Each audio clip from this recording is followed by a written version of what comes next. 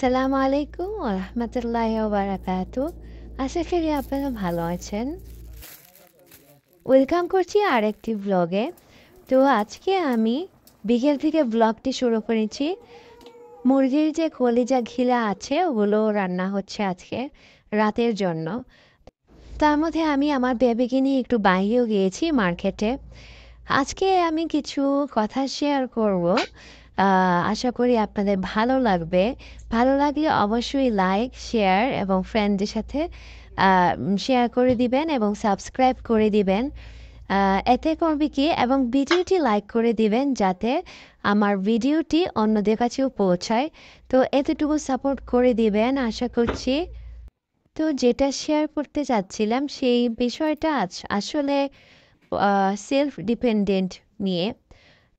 জীবনে আর যাই করি আমরা অ্যাটলিস্ট এতটুকু সেলফ ডিপেন্ডেন্ট হতে হবে যেন আমরা নিজের মন ভালো করার ক্ষমতাটা নিজেদের উপর থাকে, যেন নিজেকে কোনোদিন বোঝা মনে না হয়। যদি কোনোদিন নিজেরা অসুস্থ থাকি, সেই অসুস্থতার দিনে নিজেরা কোনো কিছু একটা যেটা মন চায় সেটা আমরা কিনে খেতে পারি। অনেকেরই দেখা যায় যে অসুস্থতার সময় বিশেষ কোনো খাবার খেতে ইচ্ছা করে, যে কোনো একটা খাবারের প্রতি খুবই ক্রেভিংস জন্ম হয়। তো সেটা ক্রেভিংসটা জন্ম হওয়ার সাথে সাথে যেন নিজেরা সেটা কিনে খেতে পারি, যেন হুটহাট 2-4টে শপিং করে আইসক্রিম খেতে খেতে বাসায় চলে আসতে পারি, যেন ইচ্ছা হলেই ঘণ্টাখানেক পার্লারে গিয়ে বিভিন্ন স্কিন কেয়ার নিতে পারি, কিংবা পছন্দের কোনো রেস্টুরেন্ট কিংবা লাইব্রেরিতে কিছুক্ষণ কাটিয়ে আসতে পারি। নিজের স্পেশাল দিন, জন্মদিনে কে উইশ করলো না করলো এসব না ভেবে নতুন একটা পোশাক পরে একটু গুছিয়ে কোথাও ঘুরে আসতে পারি। এসবের জন্য যেন কারো আশায় বসে থাকতে না হয়, যেন মন খারাপের সময় কেউ কেন মন ভালো করার চেষ্টা করছে না এটা নিয়ে পড়ে না থেকে নিজেই একটা ইন্টারেস্টিং কিছু করে ফেলতে পারি। পছন্দের মুভি, ড্রামা দেখতে পারি। নিজের শখের একটা গার্ডেন যদি থাকে সেটা করতে পারি। অ্যাকুরিয়াম, টেরারিয়াম বানাতে পারি। তারপর হচ্ছে প্যাট অ্যানিমেল রাখতে পারি। কিছু আঁকাআঁকি, কিছু লেখালেখি অথবা একটু গিটারও না হয় বাজাতে পারি। মন খারাপ হলে ইচ্ছা হলেই যেন রাতের আকাশটা দেখতে পারি। ভোরবেলা 1 কাপ গ্রিন টি হাতে সানরাইজটা দেখতে পারি, বা একটা লম্বা শাওয়ার নিতে পারি, যেন তখন কেউ না জিজ্ঞেস করতে পারে যে কেন এত সময় নিচ্ছ, কেন তুমি এরকম করছো, কেন সেই সময়টাতে তুমি ব্যয় করছো। কেউ যেন এরকম না বলতে পারে। আমাদের যেটা ইচ্ছা, যেটা মন চায়, যখন মন চায় সেই জিনিসটা যেন নিজেরা করতে পারি। এসব করলে কনফিডেন্স বাড়বে, নিজেদের মধ্যে কনফিডেন্স বাড়বে। আপুরা, সেলফ কেয়ার ম্যাটার করে কিন্তু। কারণ একটা মেয়ে বা একটা মা, বিশেষ করে মা যখন অনেক কিছুর ভিতর দিয়ে যায়, সংসার, বাচ্চা কাচ্চা এসব দেখতে দেখতে দেখা যায় যে একটা সময় নিজের জন্য সময়ই থাকে না। নিজের জন্য একটা ঘন্টা হলেও 2টা ঘন্টা হলেও সময় নিজেকে বের করতেই হবে নিজের ভালো থাকার জন্য, নিজের সেলফ কেয়ারের জন্য। নয়তো আজীবন আমার ফ্যামিলি বা আমাদের ফ্যামিলি আমাদের বুঝবে না, বা বয়ফ্রেন্ড থাকলে সেটা কেয়ারলেস, হাজব্যান্ড আমার ফিলিংস বুঝে না। এসব দুঃখ বিরাস যেন চলতেই থাকবে, এসব আর শেষ হবে না। আসলে আপুরা, আমাদেরকে নিজেদের যে ভালো বোঝার ক্ষমতা কারোরই নেই।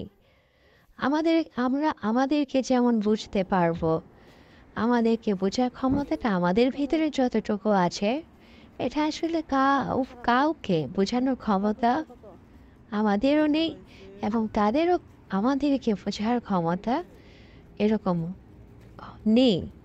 সেজন্য নিজের খেয়ালটা নিজেরই রাখতে হয়।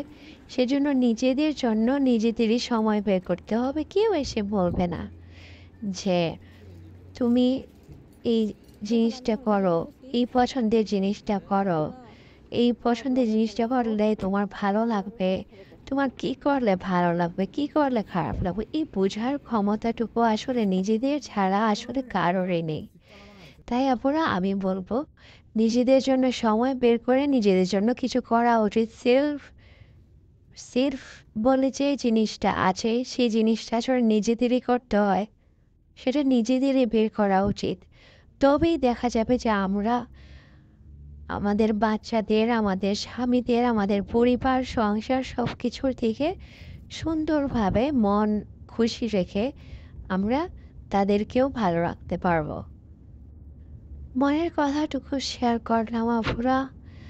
আসলে আমার খুবই ইদানিং একটু মন খারাপ, যে নিজের প্রতি নিজে সময় দেওয়াটা হচ্ছে না ঠিকমতো বাচ্চাদেরকে দেখে দেখতে। আহ, যেহেতু একটা সন্তান না, আপনারা যাদের 2টা সন্তান 3টা সন্তান ওরা বুঝবেন, যে বা যারা একা নিজ হাতে বাচ্চা সামলান, পরিবার সংসার সামলান, আপনারা তারা জিনিসটা বুঝতে পারবেন, রিলেট করতে পারবেন। তো নিজেকে একটু সাজাবো, নিজেকে একটু গোছাবো, নিজেকে একটু সময় দিব। সেই সময়টুকু বের করা অনেকটা বলবো যে কঠিন কাজ হয়ে দাঁড়াচ্ছে আমার পক্ষে। সেজন্য এই জিনিসগুলো আমি উপলব্ধি করছি, তাই আপনাদের সাথে শেয়ার করলাম।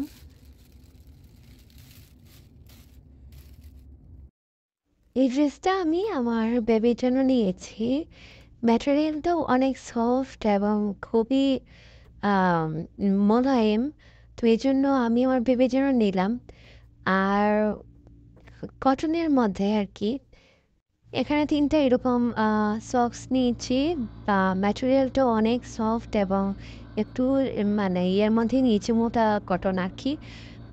কারণ আমাদের বাসাতে এসি চলে, তো এজন্য। আর হচ্ছে এরকম একটা ড্রেস, যদিও এই ড্রেসটা আমি পরবর্তীতে চেঞ্জ করে দিয়েছি, কারণ এটা একটু ছোট হয়ে গিয়েছিল। কিন্তু এমনি অনেক সুন্দর, একদম নাইস এবং কটনের মধ্যেই। আর ডিজাইনটা দেখেন, সুতা দিয়ে কত সুন্দর করে নিখুঁতভাবে সেলাই করেছে। তো এই ড্রেসটা অনেক সুন্দর ছিল।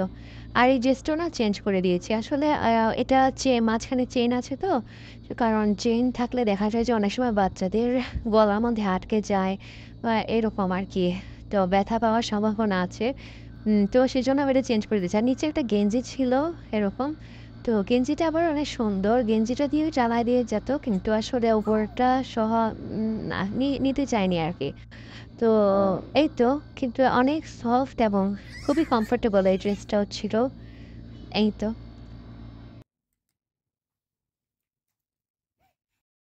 তার মধ্যে এই জুতোটা নিয়েছি। জুতাটাও অনেক সুন্দর, কিন্তু এরকম জুতা ছাড়া আসলে আর কোনো অপশন ছিল না। সেজন্য এটার মধ্যেই পছন্দ করতে হয়েছে। এই জুতাগুলো না খুব শক্ত, মানে একটু টাইট করে ঢোকাতে হয়, মানে অনেক কষ্ট হয় ঢোকাতে পাটা। কিন্তু তারপরেও নিয়েছি একটা, যে একটা জুতো দরকার কোথাও বাইরে যাওয়ার জন্য। তো আমি রান্নাঘরে চলে এলাম। রান্নাঘরে এসে আমি এখানে কিছু পাকোড়ার মতো বানিয়ে নিয়েছি। খেতে অনেক মজা হয়েছিল। সস দিয়ে ডিপ করে খেলেই অনেক মজা লাগছিল। তো এর একটু কাঁচামরিচ আর একটু মশলা দিয়ে বানিয়েছি। আর এখানে এই যে ধনিয়া পাতা এর মধ্যে মিক্স করে দিচ্ছিলাম, তো আরও বেশি মজা হচ্ছিল। তো আমি এখানে আজকে টুনা মাছ রান্না করব রাতের জন্য, খুব সহজভাবে। আসলে অন্য কিছু করার জন্য আর এনার্জি পাচ্ছিলাম না। পাঁপড়ই বানিয়েছি নাস্তার জন্য, একটু খেয়ে কয়েকটা, তারপরে আমি রাতের খাবারটা বানিয়ে নিয়েছিলাম। তো আমি এখানে পেঁয়াজ কেটে নিয়েছি একটা, ছোট ছোট করে কেটে আমি এটাকে ভালো মতো পেঁয়াজের তেলের মধ্যে ভেজে নিব একটু ব্রাউন হওয়া পর্যন্ত। আমি একটু চামচ দিয়ে নাড়িয়ে দিচ্ছি, নাড়িয়ে আমি অল্প করে এখানে পানি দিয়ে দিলাম, মশলা ইউজ করবো সেজন্য। তো আমি মিক্স মশলাটা ইউজ করছি। মিক্স মশলাটা আমার অ্যাভেলেবেল ছিল, তো মিক্স মশলাটা দিয়ে দিচ্ছি। এটার মধ্যে সব ধরনেরই মশলা আছে। তো আমি এটা দিয়ে দিলাম, দিয়ে আমি একটু জাল করে নিয়েছি। জাল করে আমি এখানে টমেটো দিয়ে দিচ্ছি। 3টা টমেটো, ছোট ছোট টমেটো আমি ফালি করে এরকম করে দিয়ে দিলাম, দেখতেই পাচ্ছেন। আর হচ্ছে এটা দিয়ে আমি একটু কষায় নিব টমেটো আর মশলাটার সাথে। এটা যখন একটু কষানো হয়ে যাবে, তখন আমি এখানে অল্প করে লবণ দিয়ে দিয়েছি। লবণ দিয়ে আমি এখানে ক্যানের যে টুনার যে ক্যানের মধ্যে পাওয়া যায় সেরকম ২ টা দিয়ে ইউজ করব। তো সেরকম ২ টা এখানে দিয়ে দিচ্ছি। দিয়ে আমি ভালোমতো মসলাটার সাথে মাছটাকে একসাথে মিক্স করে নেব চামচ দিয়ে এরকম আ একটু নাড়ায়, নাড়ায়ে। তো যে বড়, বড় পিসগুলো ছিল আপনারা চাইলে বড়, বড় পিসগুলো একটু, একটু রাখতেও পারেন যেন দাঁতের নিচে কামড়ে পড়ে। আর যদি না চান একদম মিহি করে চান তো সেটাও করতে পারেন। তো আমি কিছু মিহি কিছু আ মানে মিক্স করে নিয়েছি এরকম। আ অল্প, অল্প মানে বড়, বড় টোকা রেখেছি আর বেশিরভাগই মিহি করেছি। এরকম করে নাড়িয়ে নিচ্ছি। তারপর এখানে অল্প করে ধনিয়া পাতা ছিল আর হচ্ছে এখানে বলে ডিল একটা পাতার নাম। তো আমি জানি না বাংলাতে কি বলে। তো এরকম একটু ছিল ঘাসের মতো দেখতে। তো ওরকম দিয়ে দিয়েছি। দিয়ে আমি এটাকে এখন মিক্স করে নিব মাছটার সাথে।